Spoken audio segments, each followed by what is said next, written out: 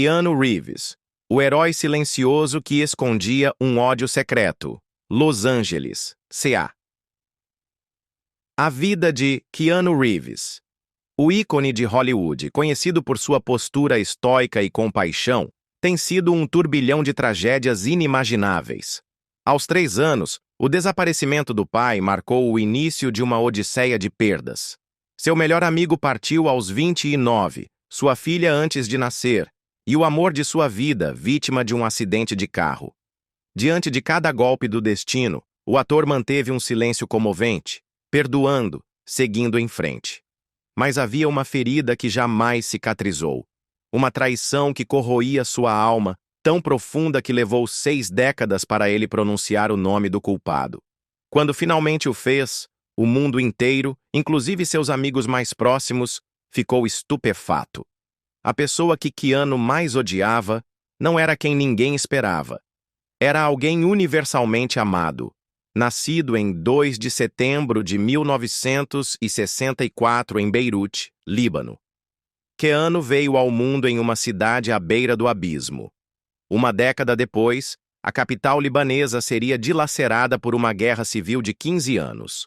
Sua mãe, Patricia Taylor, uma figurinista britânica, e seu pai, Samuel Reeves, um geólogo de ascendência havaiana chinesa, pareciam destinados a um futuro juntos. No entanto, tudo desmoronou quando Keanu tinha apenas 3 anos. Seu pai simplesmente foi embora e nunca mais voltou. Aquele momento fraturou sua infância, transformando-a em uma vertiginosa sucessão de mudanças, transformações e falsos recomeços.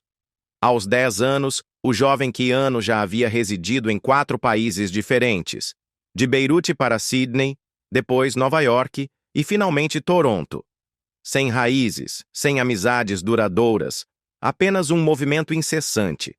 Sua mãe lutava incansavelmente para reconstruir suas vidas, mas cada lugar parecia temporário. A escola não ofereceu consolo. Afligido por uma dislexia não diagnosticada. A leitura e a escrita eram batalhas diárias.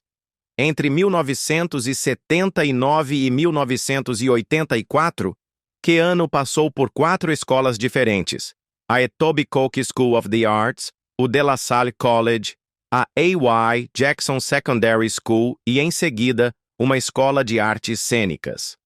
Incapaz de acompanhar, era rotulado de preguiçoso ou distraído pelos professores. Seus boletins estavam repletos de D e F. Aos 17, ele abandonou os estudos. Parecia um fracasso retumbante, mas, na verdade, foi o primeiro passo para a descoberta de sua verdadeira vocação: a atuação. Em casa, a estabilidade era uma quimera. A vida amorosa de sua mãe trazia consigo uma procissão de homens que, por um tempo, pareciam figuras paternas, mas nenhum permanecia. Um deles, o diretor Paul Aaron, casou-se com Patricia quando Keanu tinha cerca de 11 anos. Ele até tentou introduzir Keanu ao teatro, oferecendo um vislumbre de esperança, mas também terminou em divórcio. O padrão se repetia: um novo homem, uma breve calma, depois outra despedida. Keanu aprendeu cedo que a única pessoa em quem podia confiar era em si mesmo. Aos 13 anos, ele teve um último encontro com seu pai biológico em Kauai, Havaí. Fazia uma década que não se viam. Não foi um reencontro caloroso. Não houve abraços nem desculpas. Apenas uma reunião silenciosa e constrangedora, arranjada por parentes. Samuel havia vagado pela vida, lutando contra as drogas e empregos instáveis. O encontro terminou sem uma conexão real, e Keanu nunca mais o viu nem falou com ele. Em 1984, aos 20 anos, Keanu lutava para abrir caminho na atuação. Conseguiu um emprego como correspondente juvenil para a CBC, cobrindo eventos e entrevistando crianças para a televisão local. Pagava apenas $200 por semana, mas abria as portas para o mundo que realmente almejava: o entretenimento. Nos bastidores, ele fazia testes incessantemente, aceitando qualquer papel que pudesse encontrar. Mas havia outro obstáculo: seu nome. Agentes lhe disseram que Keanu era muito étnico, que não funcionaria em Hollywood. Insistiram para que ele o mudasse. Assim, por 2 anos, ele se apresentou como Casey Reeves, ou Casey Reeves, nas audições. Ele odiava. O nome Keanu significa brisa fresca sobre as montanhas. Era parte de quem ele era. Em 1987, ele abandonou os nomes falsos e decidiu ser ele mesmo novamente, mesmo que isso significasse menos papéis. Naquele ano, ele conseguiu um papel em River's Edge. Não era grande, mas era real e era dele. Anos antes, no De La Salle College, Keanu havia sido o goleiro do time de hóquei da escola. Eles o chamavam de A Parede, porque nada passava por ele. Ele era calmo, focado e inabalável. Suas estatísticas como goleiro eram sólidas, média de 2,1 gols sofridos. E ele ajudou seu time a ganhar um campeonato em 1982. Essa mesma calma e foco apareceriam mais tarde em sua atuação. Diretores notaram, ele não era chamativo, mas quando as coisas ficavam intensas, Keanu não se quebrava. Ele precisou desse foco em 1984, enquanto fazia de tudo para sobreviver. Em um momento, ele atuava em um comercial brega da Coca-Cola, fingindo ser um cara legal na praia, pelo qual ganhou $2.500. No momento seguinte, ele interpretava Shakespeare à noite, de graça, como Mercúcio em Romeu e Julieta, em um pequeno teatro de Toronto. Ele deu tudo de si. Os críticos o elogiaram, mas isso não pagava as contas. Ele estava equilibrando o constrangimento e a paixão ao mesmo tempo. No mesmo ano, ele conseguiu um pequeno papel em um programa canadense de baixo orçamento chamado Hanging In. Ele interpretou um adolescente problemático chamado Lobo. Era para ser sua grande chance, mas se transformou em um desastre. Keanu Reeves. A autenticidade como escudo contra o fracasso e a ascensão inesperada à fama. Los Angeles, CA. A carreira incipiente de Keanu Reeves quase desmoronou antes mesmo de começar. Em seu primeiro grande papel na série canadense Hanging In, a atuação de Reeves foi descrita como rígida. Ele esquecia falas e precisava de múltiplas tomadas para cenas simples. Após apenas 4 episódios, ele foi cortado do elenco, um golpe devastador para sua confiança. Tão profundo foi o impacto que ele considerou abandonar a atuação para retornar ao hóquei. No entanto, em vez de desistir, ele persistiu. Aquele fracasso, longe de destruí-lo, ensinou-lhe uma lição que ele nunca esqueceu. Você não pode fingir. Você tem que aparecer, se preparar e ser real. É essa mesma autenticidade que, anos mais tarde, o tornaria um dos atores mais amados do mundo.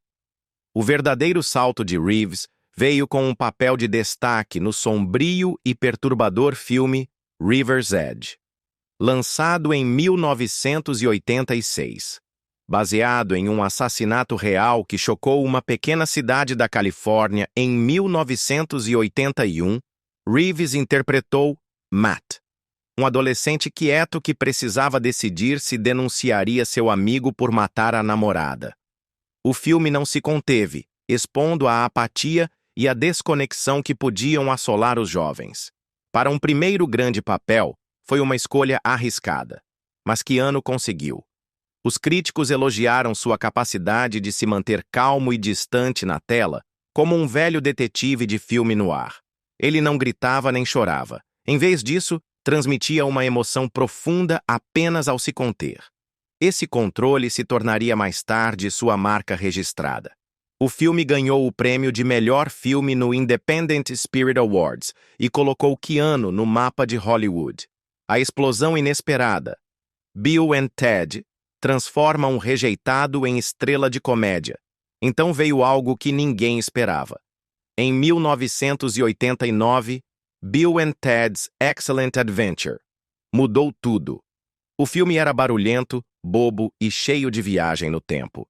Keanu interpretou Ted, um estudante do ensino médio sem noção, mas doce, que só queria passar na matéria de história. Ele e Alex Winter, que interpretou Bill, foram escalados quase por acidente.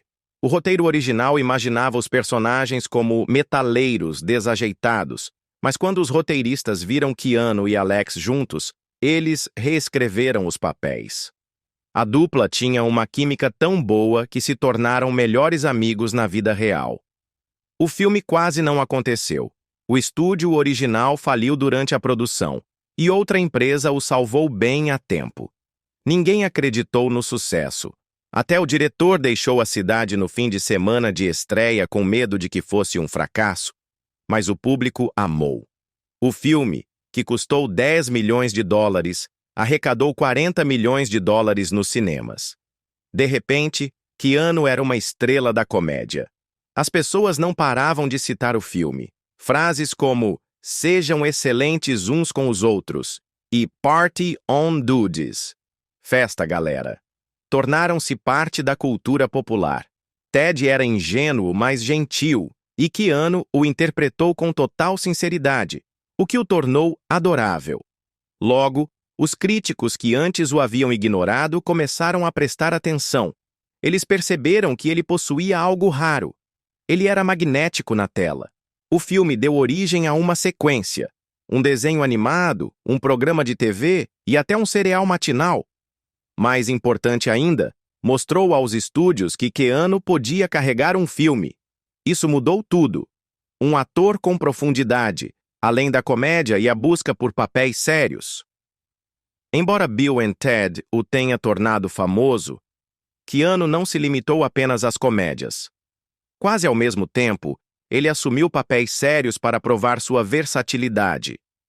Em Dangerous Liaisons, 1988, ele atuou ao lado de lendas como Glenn Close e John Malkovich em um drama de época ambientado na França do século XVIII.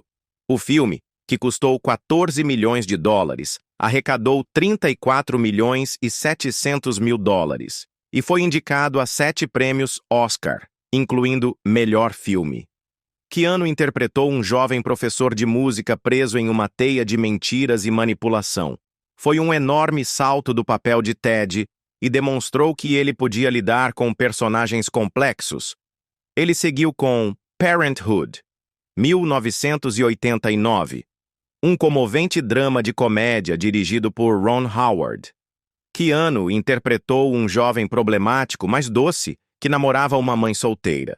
O elenco incluía Steve Martin e Rick Moranis, grandes nomes da comédia. Keanu se manteve firme entre eles. O filme foi baseado em histórias familiares reais e foi indicado a 2 prêmios da Academia.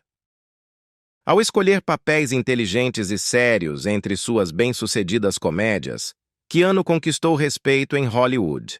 Mas Ted nunca o abandonou completamente. Aquele papel fez mais do que apenas fazer as pessoas rirem. Ele moldou como o público via Keanu. Ted não era inteligente nem corajoso, mas era honesto e gentil. Ele nunca cruzava linhas morais. Era desajeitado, mas de bom coração. Essa mistura se tornou a marca registrada de Keanu. Ele não era como outros protagonistas masculinos. Ele não estava tentando ser machão ou malandro. Ele era relacionável. Ele parecia um cara real.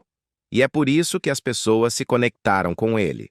Mesmo décadas depois, Keanu permaneceu fiel a essa imagem.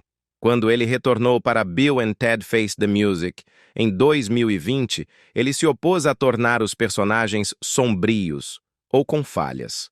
Os roteiristas queriam adicionar defeitos, mas Keanu recusou.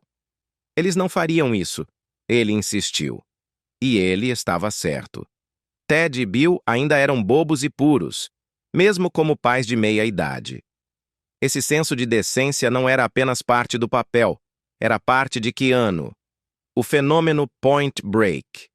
Além da adrenalina, um culto nasce em 1991, algo estranho aconteceu.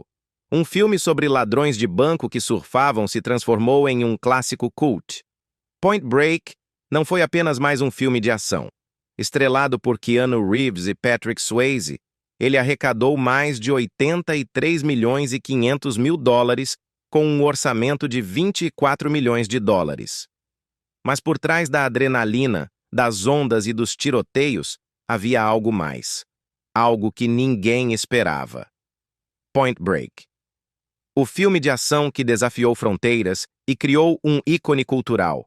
Los Angeles, CA. Por baixo de toda a ação desenfreada, o filme On Point Break, 1991, insinuava uma poderosa atração emocional entre seus dois protagonistas masculinos. O que começou como um thriller de ação sobre ladrões de bancos surfistas transformou-se em um clássico cultaz que desafiou as normas. Estrelado por Keanu Reeves e a Patrick Swayze, o filme arrecadou mais de 83 milhões e 500 mil dólares com um orçamento de 24 milhões de dólares. Mas não era apenas a adrenalina que cativava. Os críticos, com o tempo, o aclamaram como o maior filme de ação gay feminino de todos os tempos, ou até o chamaram de um western molhado. Seja lá o que fosse, as pessoas não conseguiam parar de assisti-lo. Reeves interpretou Johnny Utah, um agente secreto do FBI. Swayze encarnou Buddy, o carismático surfista com mentalidade zen que liderava um grupo de assaltantes de banco. Na superfície, era o clássico confronto entre policiais e ladrões. Mas debaixo dessa camada pulsava uma estranha tensão, um vínculo profundo que parecia mais anseio do que mera lealdade. A câmera se demorava neles. A ação parecia íntima.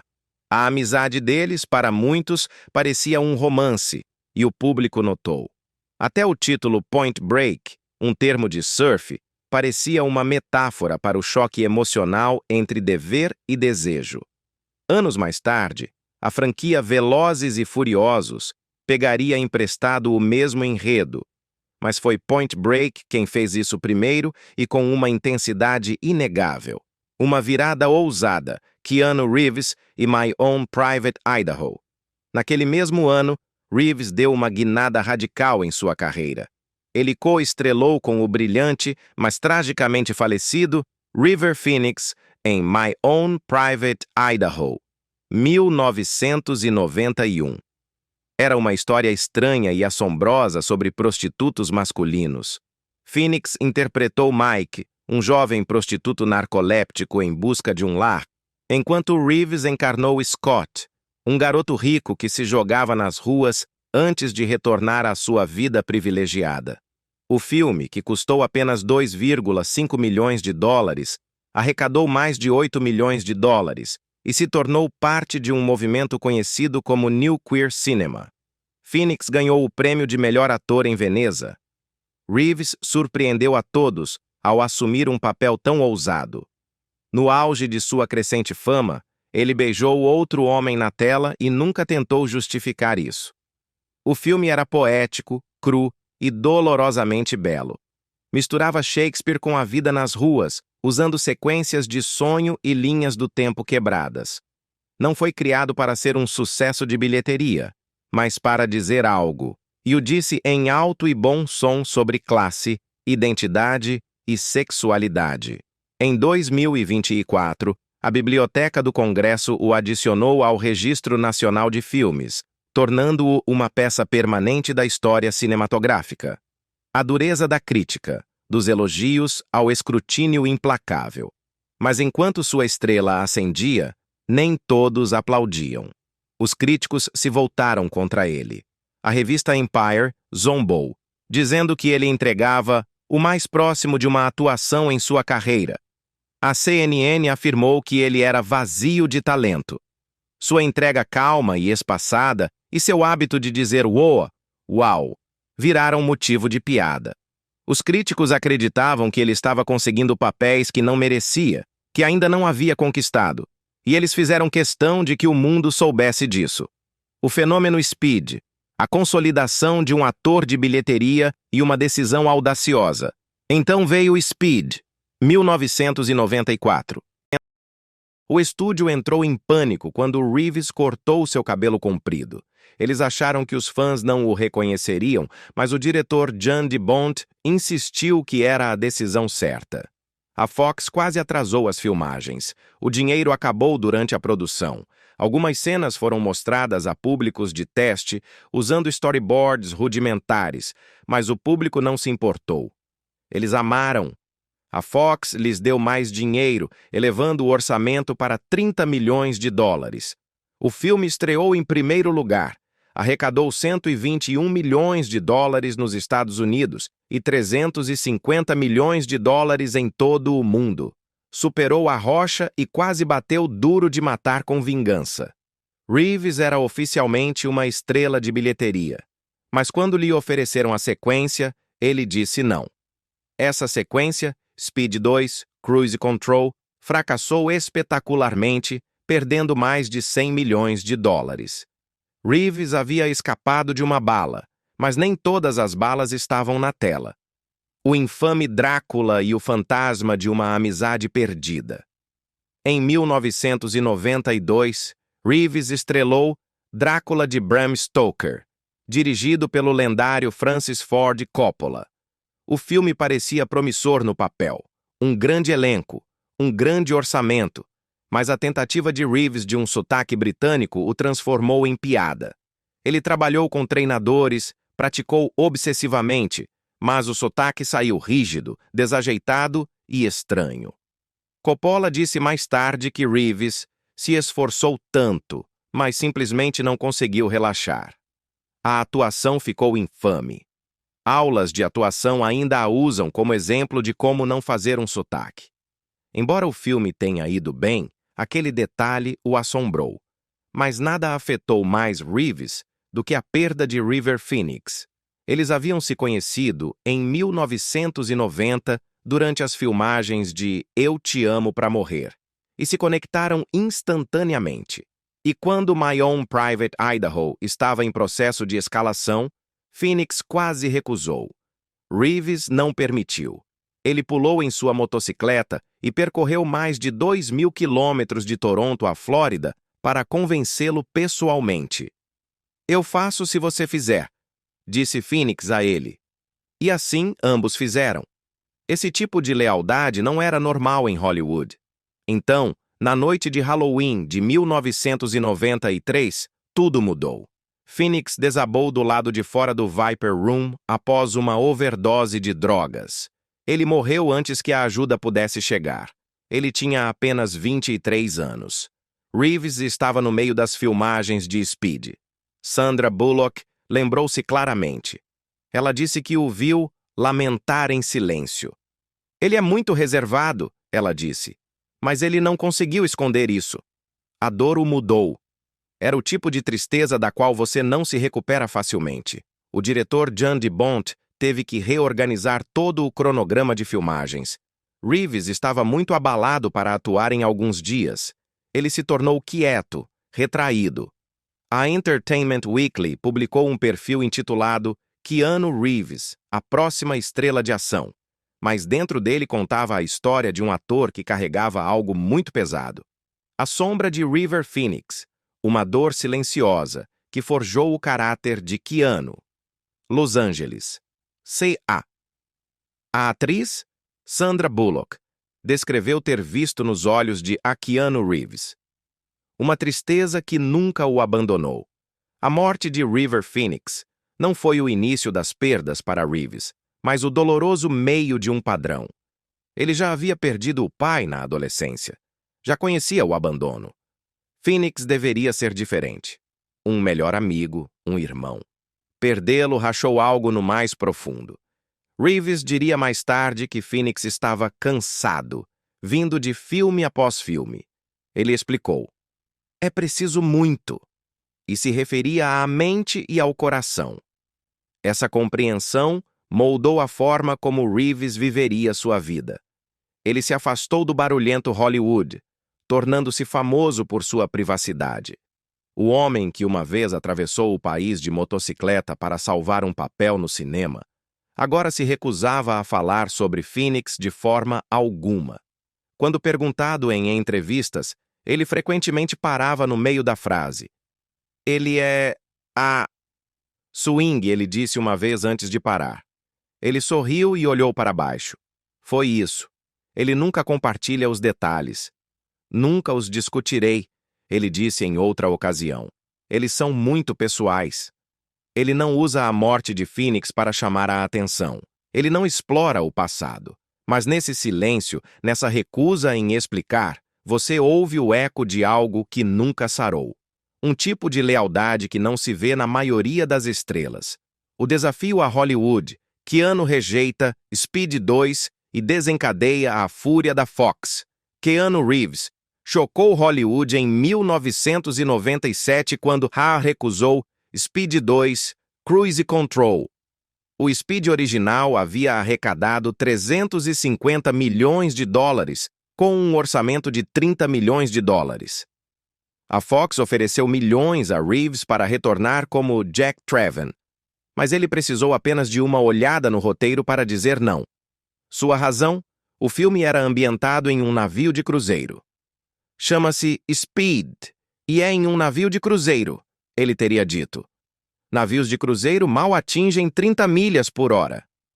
Isso era mais lento do que o ônibus do primeiro filme, que tinha que se manter acima de 50 milhas por hora. Reeves acreditava que todo o conceito estava quebrado. A tensão, a urgência que tornaram o primeiro filme um sucesso desapareceriam. A Fox não encarou a rejeição levemente. De fato, eles baniram Reeves por 14 anos. De 1997 a 2008, ele não trabalhou com a Fox de forma alguma. A punição foi dura e pessoal. Eles até espalharam rumores de que ele estava recusando filmes para fazer turnê com sua banda de rock, Dogstar. O que eles não esperavam era que Reeves se tornaria ainda mais bem-sucedido durante esse exílio. Ele estrelou a trilogia Matrix, que lhe rendeu 250 milhões de dólares e o transformou em um ícone cultural. A Fox, no final, perdeu um dos maiores astros da próxima década. O que tornou a escolha de Reeves ainda mais inacreditável foi o que ele fez em vez disso. Ele foi para o Canadá, não para filmar outro filme, mas para atuar em Hamlet, no palco em Winnipeg. Ele trocou uma sequência de grande sucesso por uma peça de Shakespeare em um teatro modesto. Ele recebeu uma fração do que teria ganhado com Speed 2, mas ele não se importou. Ele disse à GQ que queria fazer algo significativo. Em um mundo onde a maioria dos atores persegue fama e fortuna, Reeves escolheu o propósito. Nos anos 90, isso era quase inédito. A vingança do destino, o fracasso de Speed 2 e o triunfo da visão de Keanu. E então veio a prova definitiva de que ele estava certo o tempo todo. Speed 2 foi um desastre. Ele obteve apenas 4% no Rotten Tomatoes. Os críticos o chamaram de lento, bobo e doloroso de assistir. Até as crianças acharam que era bobo. Seu orçamento disparou de 100 milhões de dólares para 160 milhões de dólares. Mas arrecadou apenas 48 milhões e 600 mil dólares nos Estados Unidos. Ganhou o prêmio de pior remake ou sequência, no Razzie, e foi indicado a pior filme, pior atriz e pior ator coadjuvante. Reeves havia escapado de um navio afundando, literal e financeiramente. Ser banido, na verdade, lhe deu liberdade. Livre das políticas dos grandes estúdios, Reeves explorou novos papéis. Ele trabalhou com diretores ousados, como as irmãs Wachowski. Matrix mudou sua vida, mas ele também assumiu filmes menores, interpretando personagens falhos ou sombrios. Em The Gift, ele chocou o público ao interpretar um marido abusivo. Ele até aceitou cortes salariais apenas para atuar ao lado de lendas como Al Pacino e Gene Hackman. Ele não estava mais perseguindo dinheiro. Ele estava perseguindo crescimento. Em 2008, a Fox finalmente encerrou o banimento. Mas, a essa altura, Reeves não precisava deles. Ele havia se tornado um dos nomes mais respeitados de Hollywood. O fenômeno Matrix. Um ícone. Nasce de um último recurso, Até mesmo Matrix teve uma história de fundo selvagem. Reeves não foi a primeira escolha para Neo, nem mesmo a segunda ou terceira. Ele foi o último recurso. Os produtores tentaram todos: Will Smith, Brad Pitt, Leonardo DiCaprio, Johnny Depp, Nicolas Cage, até Sandra Bullock. Eles estavam tão desesperados que ofereceram reescrever Neo como uma mulher para Bullock. Um por um, todos os grandes nomes disseram não. Reeves disse sim. E o resultado? História. The Matrix estreou em março de 1999 e arrecadou 469 milhões de dólares com um orçamento de 60 milhões de dólares. Ele obteve uma classificação de 8,7 no IMDb, com mais de 2 milhões de votos. Ele ganhou 4 prêmios da Academia. Ele introduziu o bullet time no cinema. Casacos longos e óculos de sol voltaram a ser moda. As pessoas começaram a falar sobre simulações e a pílula vermelha. Não era apenas um filme, era um fenômeno global.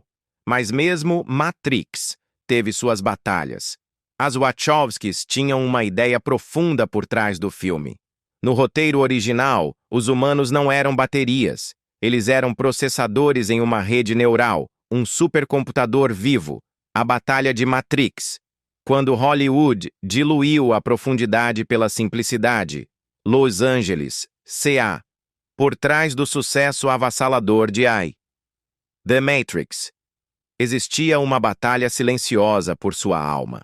As irmãs Wachowski tinham uma ideia profunda e complexa. Os humanos não eram meras baterias, mas processadores em uma vasta rede neural, um supercomputador vivo.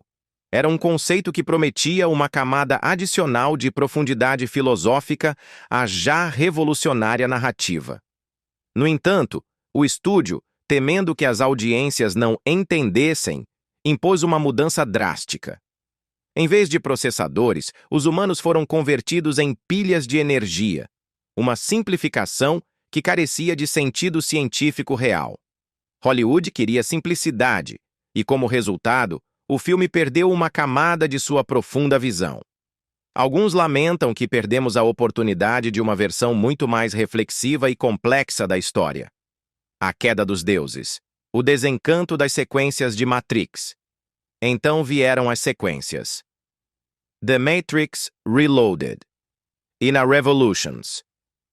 Ambas lançadas em 2003, arrecadaram somas colossais. Reloaded obteve 739 milhões e 400 mil dólares globalmente, quebrando recordes de bilheteria para filmes com classificação R. Mas a euforia foi efêmera. Os enredos confundiram os fãs. Reeves acreditava que todo o conceito, a infame cena do arquiteto, deixou os espectadores atordoados. Revolutions não ofereceu respostas claras, e o final pareceu vazio. As audiências saíram desapontadas, sentindo que a magia original havia sido arruinada. Keanu admitiria mais tarde que entendia por que as pessoas estavam chateadas. Para Reeves, a reação negativa foi um golpe duro. Depois das sequências, Reeves entrou em outra fase difícil. As pessoas voltaram a zombar de sua atuação. Os críticos rotularam suas interpretações de rígidas. Ele foi considerado um golpe de sorte. Filmes como Sentindo Minnesota, Reação em Cadeia e A Última Vez que Cometi Suicídio não ajudaram. O retorno triunfal à carreira que Matrix lhe havia dado começava a desaparecer. Por mais de 10 anos, ele vagou no esquecimento. Hollywood seguiu em frente. O renascer silencioso, John Wick e a ressurreição de um ícone. Então, do nada, surgiu John Wick em 2014. E assim, de repente, ele estava de volta. Um novo tipo de herói de ação.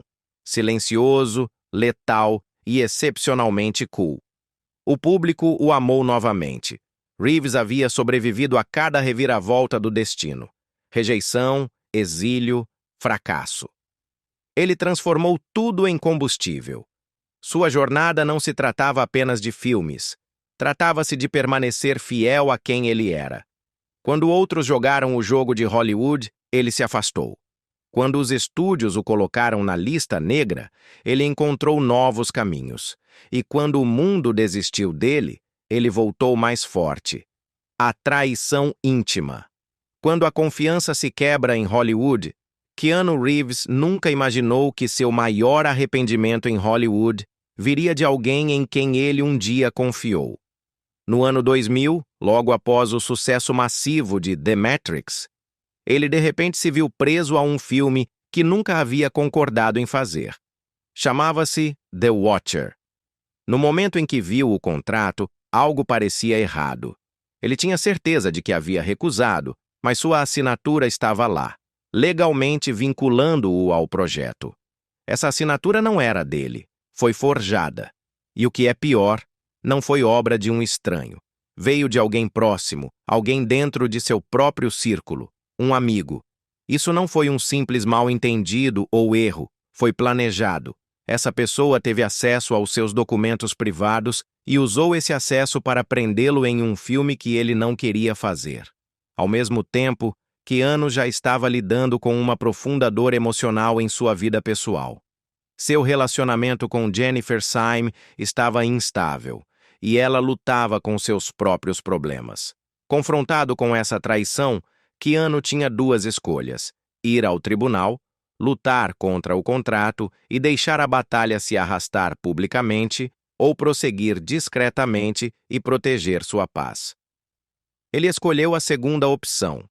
Ele filmou The Watcher, embora tudo dentro dele dissesse não.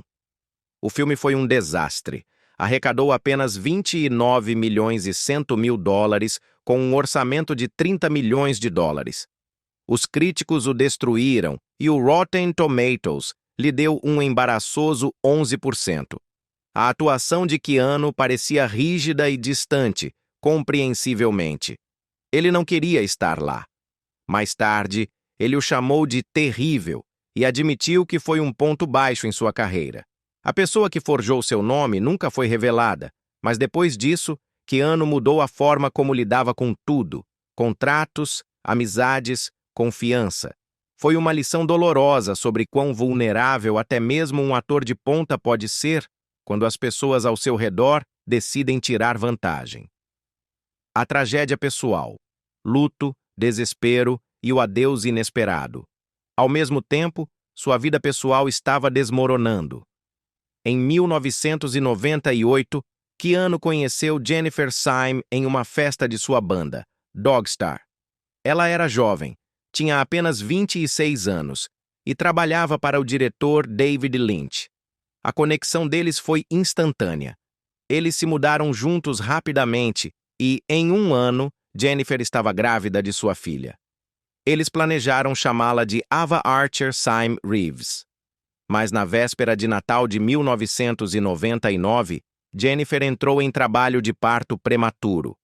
Ava nasceu morta aos 8 meses. O que deveria ter sido o momento mais feliz de suas vidas tornou-se o mais sombrio. A dor era avassaladora. Jennifer precisou de ajuda médica e foi tratada para depressão pós-parto. A dor era muito pesada.